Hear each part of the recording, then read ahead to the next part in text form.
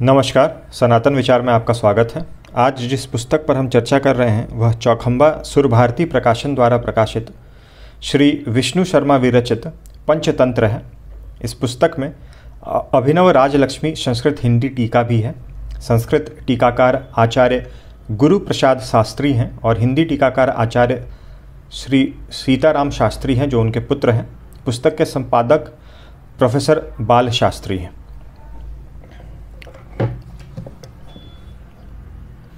पुस्तक में कुल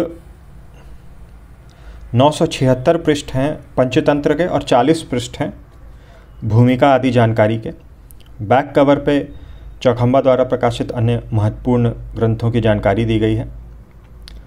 चौखंबा पब्लिशिंग हाउस, चौखंबा सुरभारती प्रकाशन सभी चौखंबा के ही अंतर्गत हैं।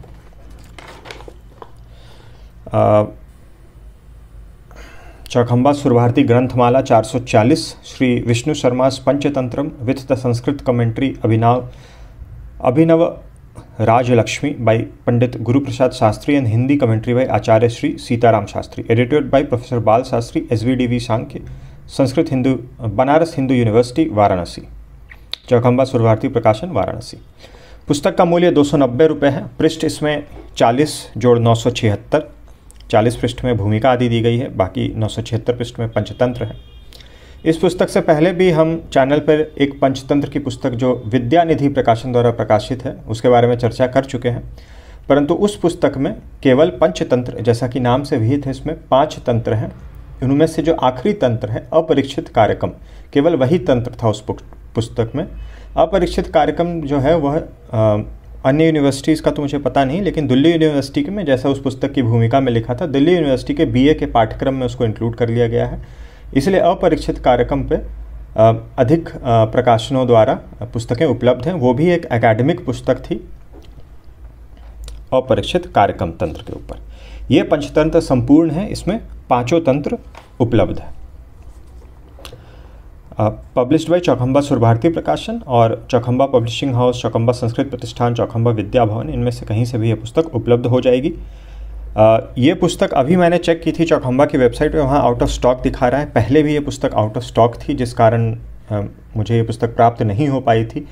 और एक पुस्तक विक्रेता के यहाँ मुझे विद्यानिधि प्रकाशन की अपरीक्षित कार्यक्रम पंचतंत्र मिली थी, जिस पे मैंने पहले वीडियो बनाया था। ये पुस्तक मैं कुछ दिन पहले किन्हीं पुस्तक विक्रेता के यहाँ गया था, तो वहाँ एक प्रति मुझे रखी हुई मिली, तो मैंने वहाँ से ले ली। हालांकि चौखंबा की वेबसाइट पे अभी भी ये आउट ऑफ स्टॉक ही दिखा रहा है, तो आप पुस्तक विक्रेताओं के यहाँ देख सकते हैं कि ये पुस्तक उपलब्ध है या नहीं। अन्यथा जब चौखंबा उपलब्ध करवाएगी तो उनके वेबसाइट पर ये आ जाएगा कि उपलब्ध है। पंचतंत्र का जीर्णोद्धार। महामहोपाध्याय श्री विष्णु शर्मा कृत पंचतंत्र का भारतवर्ष में ही नहीं किंतु संसार के कोने कोने में सर्वत्र विशेष आदर है। फ्रेंच, जर्मन, इटालियन, अंग्रेजी, हिंदी, उर्दू, अरबी, फारसी, हिब्रू, लैटिन, रशियन आदि सभी भाषाओं में इसके अनुवाद हुए हैं और उनका विश्व भर में बहुत प्रचार भी है। अतः इसकी उपायदेयता और उपकारिता के विषय में विशेष लिखने व कहने की कोई आवश्यकता नहीं है। जैसे यह ग्रंथ सुंदर कथाओं से तथा अद्भुत उपाख्यानों से बालकों के मन को आकृष्ट करता है, वैसे ही धुरंधर विद्वानों और प्रकांड राजनीतिज्ञों को भी संसार की उलझी हुई समस्याओं को सुलझाने में, राजनीति के सूक्ष्म तत्वों के विशद विवेचन करने में अनुपम सहायता प्रदान कर समान रूप से उपकृत करता है। यद्यपि यह सर्वोपयोगी ग्रंथ रत्न के बहुत से संस्करण हुए हैं, परंतु इनमें प्रायः अबाध रूप से अशुद्धियाँ की बहुलता देखने में आती है। ये जो संस्करण है चौखंबा द्वारा प्रकाशित पंचतंत्र का, इसकी जो विशेषता है वह अब आपको स्पष्ट हो जाएगी आगे के इस जो विवरण यहाँ दिया गया उससे। पंचतंत्र के पाठों में बहुत ही भ्रष्टता थी, तभी लगी सटीक पंचतंत्र की खोज होने। चला विमर्श के किस टीका में क्या अर्थ किया और उन अर्थों में कौन सा अर्थ ठीक है इत्यादि। परंतु सभी प्रतियों में पाठ तो प्रायः अशुद्ध थे। उनको चतुर टीकाकारों ने केवल बुद्धि व पांडित्य के बल पर तोड़ मड़ोड़ कर किसी तरह लिख पढ़कर पिंड छुड़ाया था। जो साधारण बुद्धि छात्र थे उनको तो गुरुजी ने थोड़ा जोर से बोलकर या डांट टपट कर किसी यथाकंचित लिखी गई साधारण टीका का हवाला देकर पाठ पढ़ा दिया। पर जो थोड़ा विवेचक छात्र थे वे सदा ही उन पाठों को लेकर इतस्ततः पूछते फिरते थे, पर संतोष कदाचित ही होता था। इस प्रकार असिद्धियों से इस पंचतंत्र की दुर्दशा थी।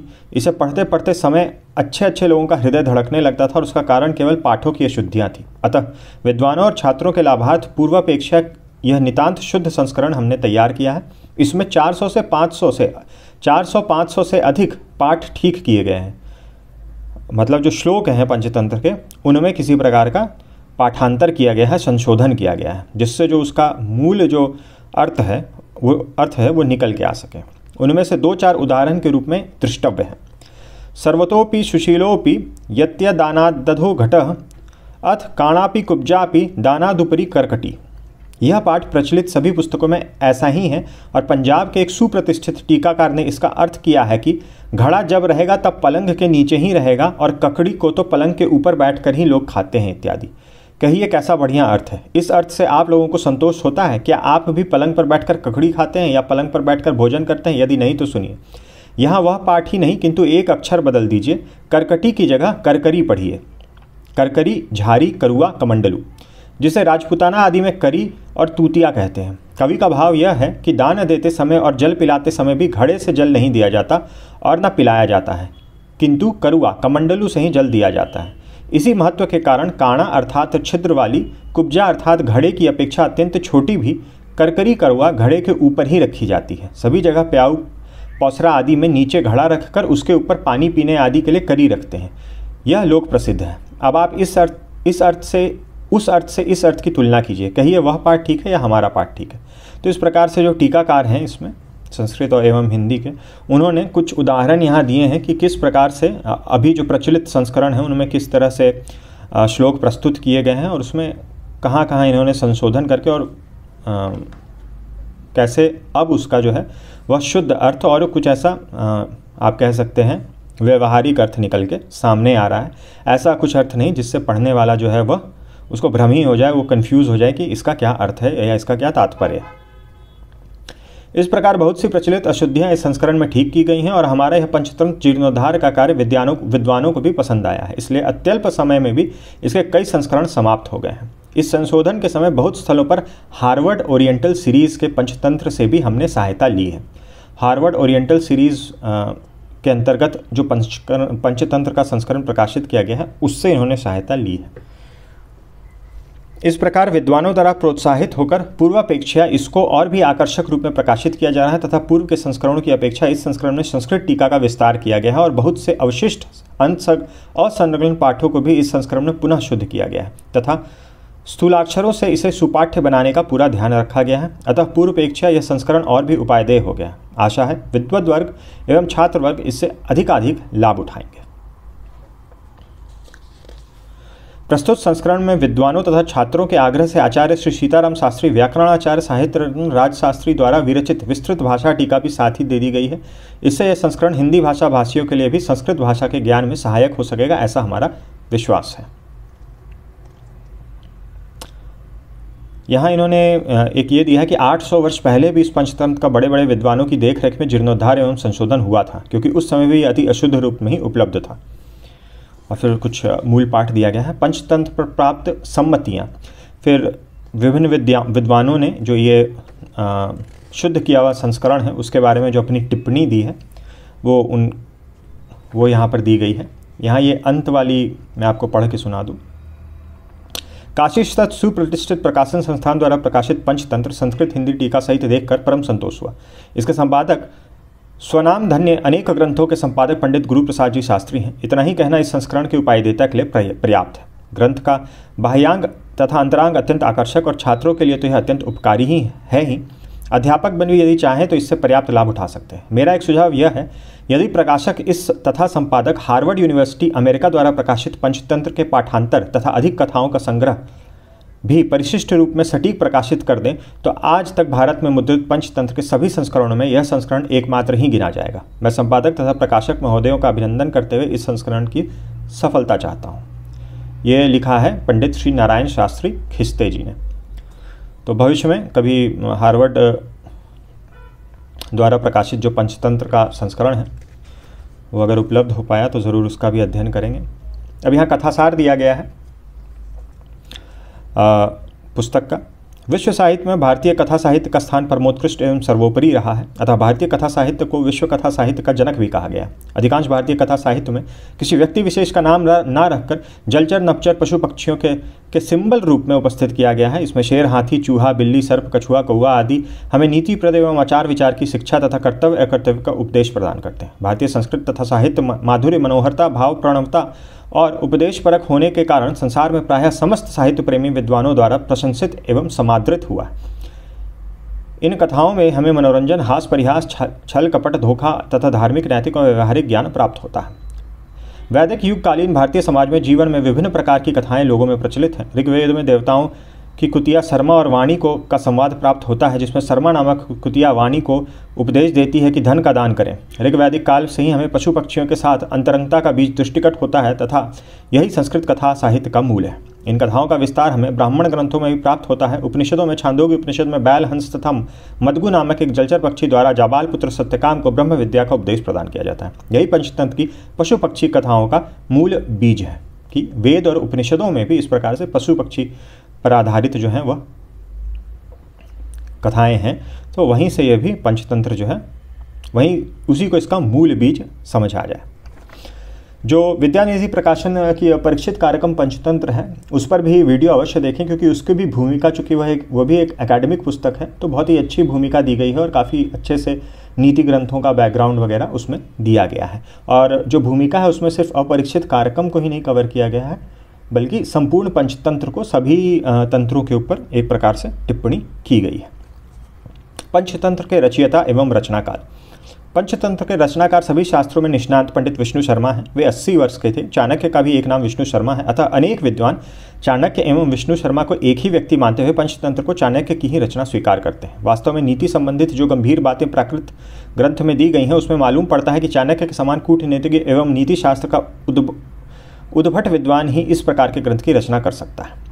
पाश्चात्य विद्वानों में कीथ महाशय पंचतंत्र का समय 200 ईसा पूर्व शताब्दी अथवा बाद में स्वीकार करते हैं। प्रोफेसर हर्टल महाशय भी इसका समय लगभग ईसा पूर्व के बाद कहीं स्वीकार करते हैं। अगर पंचतंत्र के रचनाकार के रूप में चाणक्य को स्वीकार कर लिया जाए, अब ये देखिए यहाँ पर ये अनुमान कर रहे हैं, ऐसा अज्यूम कर ले रहे हैं कि रचनाकार के रूप में चाणक्य को ही अगर स्वीकार कर लिया जाए तो इनका समय 345 से 300 ईस्वी पूर्व अर्थात मगध सम्राट चंद्रगुप्त मौर्य के शासनकाल का समय निर्धारित होगा, जैसा कि इस ग्रंथ की प्रस्तावना में विष्णु शर्मा को 80 वर्ष का वृद्ध व्यक्ति माना गया है। अतः इस ग्रंथ की रचना चाणक्य ने अंतिम अवस्था में की होगी। 78 ईस्वी में गुणाढ़कृत बृहत कथा में पंचतंत्र का पाठ मिलते हैं। इससे प्रमाणित होता है कि गुणाढ़ के समय तक पंचतंत्र की प्रसिद्धि हो चुकी थी, इसलिए इसका समय 300 ईस्वी पूर्व मानना उचित प्रतीत होगा। वहीं विद्यानिधि प्रकाशन द्वारा जो पंचतंत्र अपरीक्षित कार्यक्रम है वहाँ चाणक्य से तो इंस्पायर्ड हैं ही पंचतंत्र, मगर वहाँ पर इस प्रकार से ये नहीं माना गया है कि जो चाणक्य हैं वही विष्णु शर्मा भी हैं। दोनों को अलग अलग मान के चला गया है और ये लिखा गया कि विष्णु शर्मा जो है वो चाणक्य से बहुत ही ज़्यादा प्रेरित तो थे ही, और उस हिसाब से शायद 200 ईसा पूर्व या उसके आसपास का अनुमान लगाया गया है। हालांकि इन सब में अलग अलग विद्वानों के बहुत अलग अलग राय हैं, मत हैं। पंचतंत्र का उद्देश्य। पंचतंत्र का प्रमुख उद्देश्य बालकों को नैतिक, धार्मिक एवं व्यवहारिक शिक्षा प्रदान करना है। इसके लिए रचनाकार ने कथा रूप में पशु पक्षियों के माध्यम से बनाया है। पंचतंत्र का मैं संक्षिप्त कथासार यहाँ दिया गया वो आपको बता दूँ। इसमें कुल 5 तंत्र हैं। पहले तंत्र का नाम मित्रभेद, दूसरा मित्र संप्राप्ति, तीसरा काकोलुकीय, चौथा लब्ध प्रणाश और आखिरी अपरीक्षित कारक। इन 5 तंत्रों का संक्षिप्त कथानक इस प्रकार है। कथामुख। मित्रभेद के प्रधान कथा के पूर्व शास्त्र ज्ञान शून्य, विवेकहीन एवं दुर्व्यसनों से युक्त अपने मूर्ख पुत्रों को दुखी राजा अमर शक्ति की कथा है। वह उन्हें पंडित विष्णु शर्मा को उनकी इस प्रतिज्ञा को सौंप देते हैं कि वह उन्हें 6 मास में राजनीति एवं नीति शास्त्र में पारंगत बना देंगे। और फिर वही पंचतंत्र के माध्यम से पंडित विष्णु शर्मा ने उन राजकुमारों को शिक्षा दी थी। तो ये कथामुख में आ जाता है। उसके बाद 5 तंत्र हैं। मित्रभेद। इस तंत्र की एक मुख्य कथा है तथा इस कथा के अंतर्गत 23 उपकथाएं हैं। मुख्य कथा के अंतर्गत पिंगलक नामक वन का राजा सिंह है। आपत्ति काल में अपने मालिक द्वारा परित्यक्त संजीवक नाम बैल के संरक्षण प्रदान करता है और अपने विश्वास भाजन मंत्रियों कर्कटक और दमनक नामक सियारों की इच्छा के विरुद्ध उस बैल को अपना प्रिय मित्र बना लेता है। और फिर बाद में किस प्रकार से दमनक जो है वो पिंगलक और संजीवक के बीच में भेद बनाकर संजीवक को पिंगलक से, दोनों में युद्ध करवा के संजीवक को पिंगलक से मरवा देता है। हम हितोपदेश के बारे में भी चर्चा करेंगे, लेकिन पहले मैं आप लोगों को कथा जो कथा सार है वो एक संक्षेप में बता दूं हर तंत्र का। मित्र संप्राप्ति, इस तंत्र में एक मुख्य कथा है और 7 उपकथाएं हैं। अब यहाँ लिखा गया है कि 7 उपकथाएं हैं, मगर टेबल ऑफ कंटेंट्स में 6 ही उपकथाएं जो हैं वो हेडिंग के साथ दी गई हैं। अंदर जो मैंने पढ़ा है उसमें मैंने, क्योंकि जो कथाएं हैं वो सीरियल ऑर्डर में उस तरह से नहीं आती, कथा के अंदर कथा, उसके अंदर कथा, उसके अंदर कथा। उदाहरण के तौर पे मान लीजिए दमनक ने अपने करटक से कुछ कहा और उसको प्रूव करने के लिए कुछ उदाहरण देने लगा और उसमें एक कथा सुनाने लगा। उस कथा के अंदर जो पात्र हैं वो आपस में कुछ बात कर रहे हैं, उसमें से एक पात्र फिर अगले पात्र को कुछ कथा सुनाने लगा, फिर उस कथा के अंदर जो पात्र हैं उन्होंने उसके अंदर कुछ कथा सुनाने लगी। तो वैसे तो मैंने गणना नहीं कर पाया हूँ मैं कि कितनी उपकथाएँ हैं, मगर यहाँ जो कथासार में दिया गया है 7 उपकथाएँ, टेबल ऑफ कंटेंट्स में 6 ही दी गई हैं। इसमें चित्रगीव नामक कबूतरों का राजा शिकारी के जाल में फंसे दल को अन्य कबूतरों को उस जाल के साथ उड़ने को कहता है तथा अपने प्रिय मित्र हिरण्यक नाम के चूहे के घर जाकर उसे कबूतरों का बंधन कटवाता है। लेकिन जब हिरण्यक पहले चित्रगीव का बंधन काटने को तैयार हुआ तो चित्रगीव ने उससे कहा, हे मित्र, पहले मेरे अनुचरों का बंधन काटो, तत्पश्चात मेरा बंधन काटना। तो चित्रगीव और हिरण्यक की कथा तो इसमें छोटी है, उसके बाद जो उपकथाएँ वो तो हैं ही। जो इसमें ज़्यादा अंश जो है वो है कबूतर, चूहा, कछुआ, कौवा और हिरण। सो कबूतर जो है वो शुरुआत के कुछ अंश में है, फिर वो चला जाता है। फिर जो मेन जो मुख्य कथा है वो चूहा, कछुआ, कौवा और हिरण की कथा और उनके आपस के संवाद के रूप में चलती है। काकोलिकीय में 17 उपकथाएँ हैं। इसमें विग्रह, युद्ध तथा संधि का वर्णन है। मुख्य कथा के अंतर्गत कौवों का राजा मेघवर्ण एवं उल्लुओं के राजा अरिमर्दन की कथा है कि उनके बीच में किस प्रकार का बैर है और फिर युद्ध होता है। फिर युद्ध में ही फिर संधि और विग्रह जो चाणक्य के नीति शास्त्र में, कौटिल्य अर्थशास्त्र में उसका विशेष वर्णन है। अर्थशास्त्र पर भी वीडियो उपलब्ध है चैनल पर, आप वहाँ देख सकते हैं, उस पुस्तक के बारे में जानकारी प्राप्त कर सकते हैं। फिर लब्ध प्रणाश है चौथा तंत्र। इसमें मुख्य कथा 11 उपकथाएँ हैं, मुख्य कथा तथा 11 उपकथाएं। लब्ध प्रणाश में मुख्य कथा के रूप में कराल मुख नामक मगरमच्छ है और रक्त मुख नामक वानर है, उसकी कथा है। और लब्ध प्रणाश में है कि मतलब कम समय में कोई ऐसा इमरजेंसी का सिचुएशन हो गया या अचानक कुछ हो गया तो उसमें किस तरह से चपलता दिखला के और तुरंत अपनी बुद्धि का प्रयोग करके उससे अपने आप को बचाना होता है, ये लब्ध प्रणाश में है। फिर अपरीक्षित कारक है। 5वें एवं अंतिम तंत्र में के अंतर्गत एक मुख्य कथा तथा 14 उपकथाएं हैं। तो यहाँ 14 उपकथाएं लिखी हुई हैं, मगर उसमें 15 हैं जो विषय सूची है। तो यहाँ पर एक कम है विषय सूची में और यहाँ एक ज़्यादा है, तो कुल उपकथाओं की संख्या तो उतनी ही हो जाती है। इसमें मुख्य रूप से भली भांति विचारपूर्वक सुपरीक्षित कार्य करने की नीति पर बल दिया गया है। भली भांति विचारपूर्वक सुपरीक्षित कार्य करने की नीति पर बल दिया गया है। और इसमें जो पात्र हैं वो मुख्यतः मनुष्य ही हैं अपरीक्षित कार्यक्रम में। अब हितोपदेश से अगर तुलना की जाए तो हितोपदेश में भी 4 खंड हैं। पहला खंड उसमें भी जो पहले खंड का नाम है वह मित्र लाभ है। उसके बाद अगले खंड का नाम है सुहृद भेद। तो जो मित्र भेद है वो उसमें दूसरा है, उसको सुहृद भेद कह सकते हैं। और मित्र संप्राप्ति उसमें मित्र लाभ है। और उसके बाद उसमें संधि और विग्रह है। ये 4 खंड हैं। तो जो मुख्य कथा मित्र लाभ की है वो भी हिरण्यक चूहे की ही कथा है जो इसमें है, लेकिन कथा के जो डिटेल है थोड़ा बहुत, उसमें कौन सा पात्र क्या कर रहा है, क्या बोल रहा है, उसमें अंतर है। और उपकथाओं की संख्या भी कम है और सारी उपकथाएं वो नहीं हैं जो इसमें हैं। कुछ उपकथाएं सेम हैं, कुछ उपकथाएं अलग हैं, लेकिन कम है इससे। इसी प्रकार मित्र भेद में भी उसमें पिंगलक और संजीवक की कथा है। उपकथाओं की संख्या उसमें भी कम है और सारी उपकथाएँ वो वही नहीं है जो पंचतंत्र में है। और उसमें भी पात्रों की जो बातें हैं उसमें भेद है। पंचतंत्र में जो है वो थोड़ा ज़्यादा डिटेल है और मित्र भेद में खासकर जो दमनक ने किया और फिर करटक ने जो दूसरा पक्ष रखा है वो पंचतंत्र में भी बहुत विस्तार से रखा है। दूसरा पक्ष भी करटक कि तुमने गलत किया दमनक को ये बोलते हुए, और उसके उदाहरण में बहुत सारी कथाएं सुनाई हैं। तो पंचतंत्र में ये ज़्यादा विस्तार से है।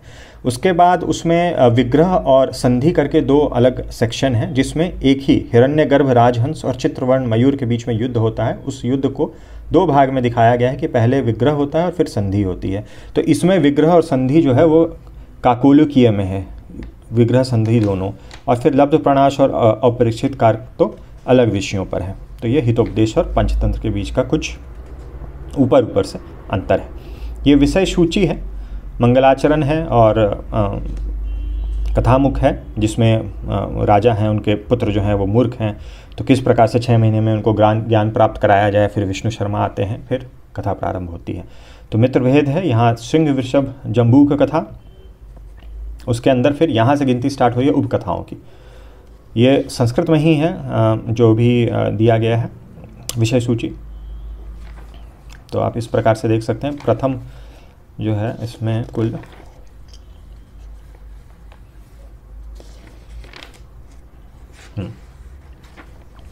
23 कथाएँ हैं, 23 कथाएँ, 23 उपकथाएँ। फिर काक कुर्म मृग मूषक कथा, ये मूल कथा है, फिर उसके अंतर्गत उपकथाएँ प्रारंभ हो रही हैं। तो यह 6 कथाएँ हैं। फिर कोकोलिकीय है, मुख्य कथा है, फिर उसके अंदर उपकथाएँ हैं। उपकथाओं की फिर नंबरिंग दी हुई है, 1 से स्टार्ट हो रही है उपकथा की नंबरिंग, और कुल यहाँ 17 हैं। फिर लब्ध प्रणाश है मुख्य कथा, फिर उसके अंदर उपकथाएँ हैं 11 उपकथाएँ। अपरीक्षित कार्यक्रम मुख्य कथा और फिर उपकथाएँ हैं, और यहाँ 15 नंबर पे उपकथाएँ समाप्त हो रही हैं। तो इस प्रकार से दिया गया है। यहाँ से पुस्तक प्रारंभ हो रही है। ये 40 पृष्ठ जो थे यहाँ तक के, ये भूमिका और ये इंट्रोडक्शन वगैरह और बाकी जानकारी इस संस्करण के बारे में कि कैसे उन्होंने पाठ का संशोधन किया है। मूल संस्कृत जो है, मूल पंचतंत्र, वो ये बड़े बोल्ड फॉन्ट में है। उसके बाद जो संस्कृत की टीका है वो यहाँ दी गई है, और फिर अंत में सबसे नीचे जो है, जो हर पृष्ठ जो है 3 खंडों में विभाजित है। मूल पाठ, संस्कृत टीका, हिंदी अनुवाद। मूल पाठ, संस्कृत टीका, हिंदी अनुवाद। तो आप केवल हिंदी में पढ़ रहे हैं तो केवल ये नीचे का खंड जो है वो आपको क्रमबद्ध पढ़ते जाना है। थोड़ा सा ऐसे तो पेज की क्वालिटी ठीक ठाक है, पढ़ने में उतनी कठिनाई नहीं है, लेकिन शुरुआत के कुछ पृष्ठों में आप जैसे यहाँ देख सकते हैं, स्याही जो है, इंक वो फैल गई है। तो थोड़ा सा पढ़ने में कहीं कहीं जो शब्द हैं वो उतने स्पष्ट नहीं हैं। हालांकि अगर आप लय में पढ़ रहे हैं तो आप अनुमान लगा लेंगे कि वो शब्द क्या है, कहीं ज़्यादा है कहीं कम है जो इंक फैला है। अब देखिए यहाँ पर यह शब्द जो है कहीं ज़्यादा कहीं कम है, लेकिन है, तो इससे थोड़ा सा पढ़ने में।